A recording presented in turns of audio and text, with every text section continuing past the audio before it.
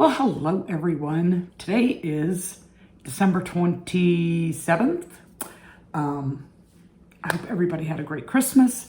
I hope you got everything that you asked for from Santa. Apparently, must have been on the not so nice list because I asked for two things for Christmas that had to do with crochet. And I got one out of two.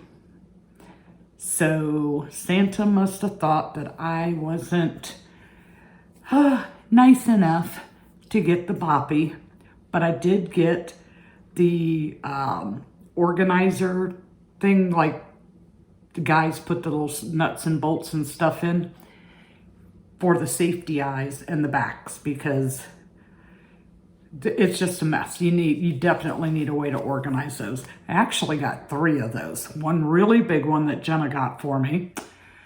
John got a portable one, like a little carry case, and then a smaller one that has, like, say, 9 drawers in it.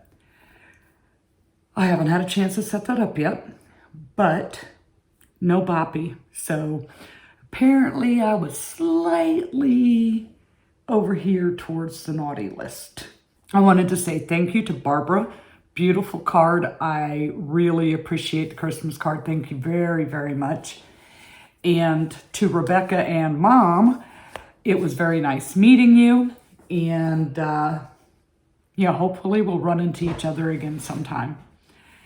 So, on the crochet front, I am 100% caught up on my temperature blanket.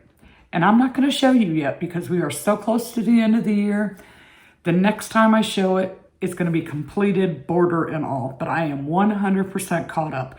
Both sides. Birth year is completely done. And current year, I am up to date 100%. On the plushie front, I haven't done a whole lot of that. I've been taking it easy, really just trying to give the hands a rest and playing around with some other things, because I almost feel like I've gotten really good at making the plushies, and there's so many other things that I want to learn and make as well. So I've been kind of playing around with a couple of other things when I should be finishing up that filet blanket. So I think, I'll be stopping the playing and working on that and have that finished before the end of the year. But I made 2 plushies. One of them, not so exciting. Now, we all saw the mini birds. Okay, this is the little mini pattern. And I think these are really cute. They're great for the little kids, for small hands. I don't put any safety eyes on them. But I wanted them just a little bit bigger. So my friend Heather over at Cottontail Crafts by Heather, she sent me another pattern that was a free one on Instagram that would make them just a little bit bigger. Really kind of more fatter than taller. But on this pattern, I did add an extra row of the peacock color. I just felt like his head would have been really short. So I did an extra round on it, and it uses the bobble stitches for the wings and the feet. And on this one, you have the bobble stitch for the feet, but you do the little wings a little different. I do like these wings better than with the bobble stitch. So I think I like the bigger pattern, which, they're all basically the same. Like, this is just, this one's, I think, is 18 stitches. This one's 24 stitches. I think it needs to be a little taller. Maybe I should have added one more extra round, like do 2 extra rounds of the peacock color instead of just the one, to give it like just a little bit more head. Other than that, I mean, they're pretty simple. You're just kind of making that circle to as wide as you want it, and then coming down to make the body as tall as you want it, and spacing out your wings and stuff. So it'd be pretty simple to adjust these to make them really any size that you want. Now I bought 2 new patterns, but I've owned, well, technically it would be 7 new patterns. One came with 4 and one came with 3, you know, versions of the thing. And I had to snag them because they were both on sale. They're not on sale to my knowledge anymore. But I did one of the patterns that came with the 4. And let me tell you, this thing has the absolute longest tail ever. Now this one took me about 12 hours total. A whole lot of sewing. It's definitely not for market prep, but it could be that attention grabber thing. So let's start. Here's the tail. And more tail, and more tail. Oh, we're getting to a body. Some legs. There's the head. And look at this dragon. I mean,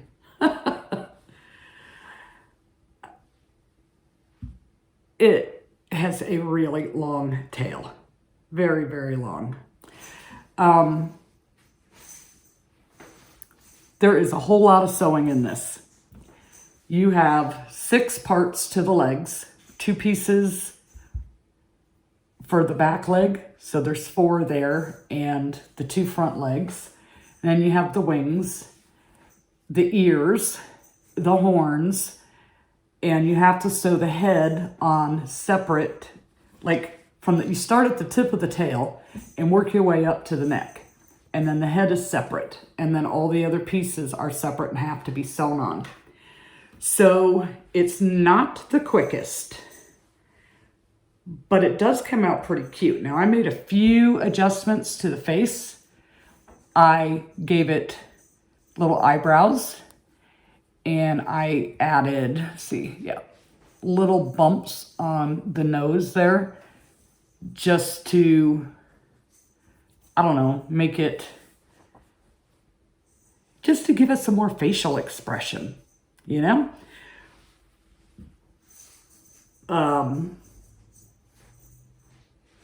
The hardest part, of course, is sewing all the pieces on. Oh yeah, and then the little end of the tail is 3 separate pieces. So this part is that fuzzy yarn that I bought for the fox. And on the pattern, it shows that they used a fur. So I used that for the stripe, which is probably because you're not having to work back into that stitch. You know, the stitches of these, it is probably the easiest way to use this fluffy yarn, or just using it as like the trim. Like if you were making something that wasn't a plushie, it could be the border. Oh, my brain isn't working. So with this dragon, and like I said, this is just one of 4. I did notice though, I'm sure it was all me and my tension was way off. I ended up with some holes in my work. Now I could have overstuffed the tail, possibly. I'm not sure what was going on, but I think what happened is just started getting so long, it was getting awkward. So my tension, especially in the thinner areas, like my tension wasn't quite right. Not sure, but he turned out cute. And I did mango. and coral, kind of a peachy color. And I used 18mm eyes. It would say gold glitter. I didn't really have a color that would like go with this mango, which is kind of a orangey pink. And unfortunately though, I couldn't use my little scrap bucket except for this coral that came out of that. And this white was also out of that because it took more than one skein to do the mango part. Okay, so I definitely think my tension was off a little bit. And then the one thing that I did change when I was doing it, and I just kept dreaming or thinking about how my panda turned out, and the head didn't fit right. So the pattern says that you're gonna sew the head onto the body, but it doesn't tell you to close either one of them. But I closed the head so that I wouldn't have that floppy issue. And I think it turned out just fine. So the, so much fluff. The legs were fairly simple. Now I don't think I quite, you're supposed to stitch them on so that they're not floppy, but mine are floppy. But it sits just fine. The cat is trying to attack the tail. I see you, Toby. You gonna come up here and try and get the tail? Don't do it. Don't you do it. No, don't. So there's 3 other versions of dinosaurs, oh my goodness, dragons in this pattern that I'll have to try and see how they come out any different. But I think it turned out pretty cute. And I got it on sale. I think it was half price. I don't really remember. The other pattern that I purchased, I'm not going to tell you about yet because I want to make one of them to share it with you. And then I'll tell you about the pattern. So the other thing that I have been doing besides, Christmas, there's this other channel here on YouTube called Just Vintage Crochet. And she will take these old antique patterns and try and decipher them and figure out how to make it reading these awful instructions of patterns. And some of them are pretty bad. Some of you guys know I tried that before with one where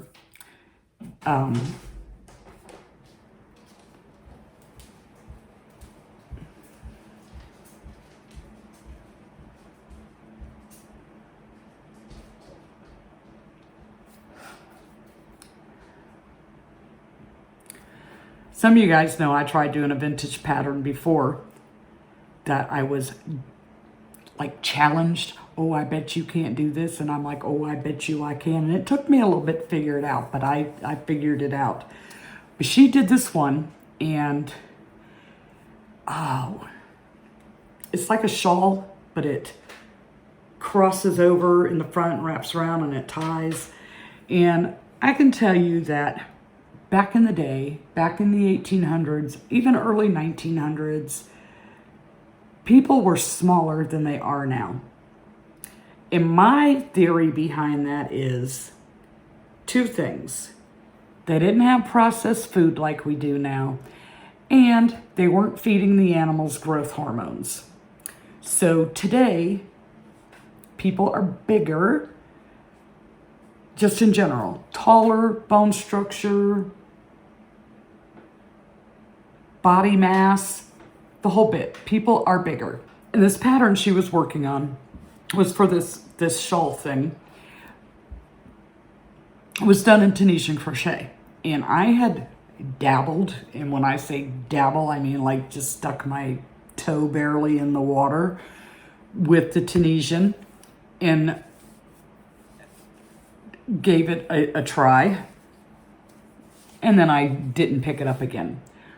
Well, watching her make the shawl thing made me want to pull out the Tunisian hooks and try it again. So I went over to Tony's channel, TL Yarn Crafts, and she does a lot with the Tunisian, and she was doing a shawl. Now, of course, it's not done in the size yarn that I want to use. And of the Tunisian hooks that I do have, I don't have the right hook size if I was to try and meet her gauge and everything for her pattern. In my mind, I'm just like, okay, my yarn's thinner, my hook's not quite as big. I'll just have to do extra rows, maybe. I don't know, because I really want to use this particular yarn and it's thinner. But I said, well, let me practice. Let me play with it and see if I can do it. So I actually got to learn 2 stitches doing this. A purl stitch in Tunisian, and of course the simple stitch. And this is my little sample thing. And here is the purl, which makes like a honeycomb pattern. Oh, it shows up much better on camera than it does in person. And then this part of it is, of course, the simple stitch. Now I think right here, because it's got kind of a little kink in it. Now that's, I think I made a mistake there, but that's also at the point where the honeycomb part stops and you start picking up the simple stitch. Like you're making a built-in border as you go. So I'm not sure if I did mess up there or if that's just right at that point where the stitch changes. And I have to, every row gets an increase, and the increase is just like a yarn over. And then you do your last stitch, which is on the edge. So I have to mark mine because I lose it. Only because I'm not used to it. I'll get used to it. But so I was playing with this, and I think I'm gonna give it a go.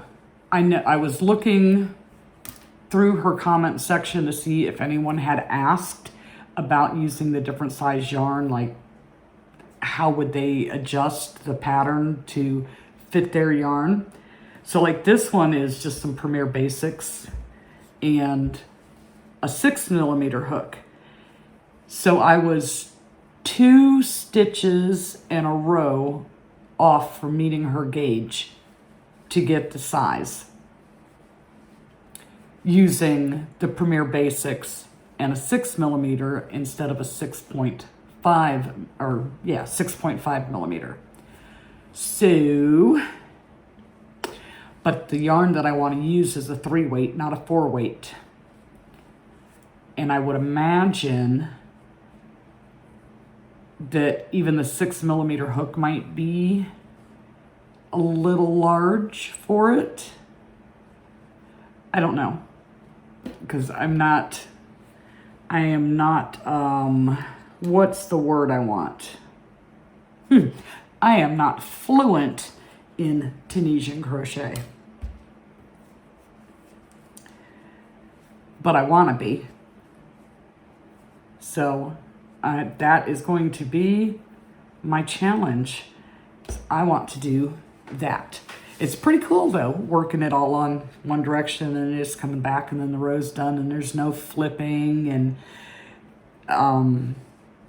it's definitely different from the traditional crochet, you know, in the way that the stitches look.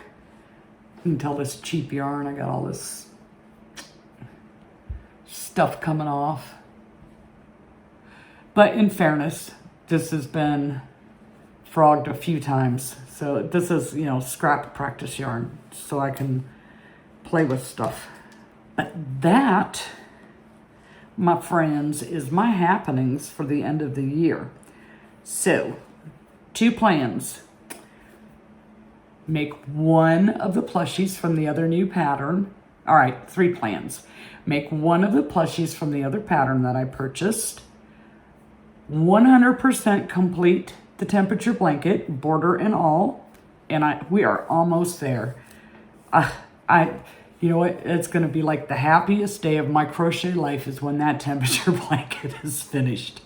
And then complete my belay crochet puppy dog pattern baby blanket so that I can get the pictures and everything and make it available for people. That is my plan. Now, if it all comes together, that's a completely different story. Without a doubt. And I will say this though, it's been a pretty dull week as far as being able to get your fix on crochet videos. Not just me, but like everybody I like to watch. Nobody's had any videos posted. And I was pleasantly surprised this morning to see Yarn and Whimsy, I think her name is, Karen. And she had a video up. She's doing more yarn testing. A couple of people did. So I was thrilled. Heather had one, I think, Tuesday. But I'm looking forward to everybody getting back in the swing of things so that the videos are there, because it definitely, you know, when you're sitting there working on your stuff, it's nice to have the other crocheters to sit there and listen to and see what's going on and all that good stuff. So I've been missing that. So everybody get back to work. Start posting your videos again. Myself included. We all got to get back to work. Anywho, I am going to say farewell for now. Until the next video, we can hang out over here in this video.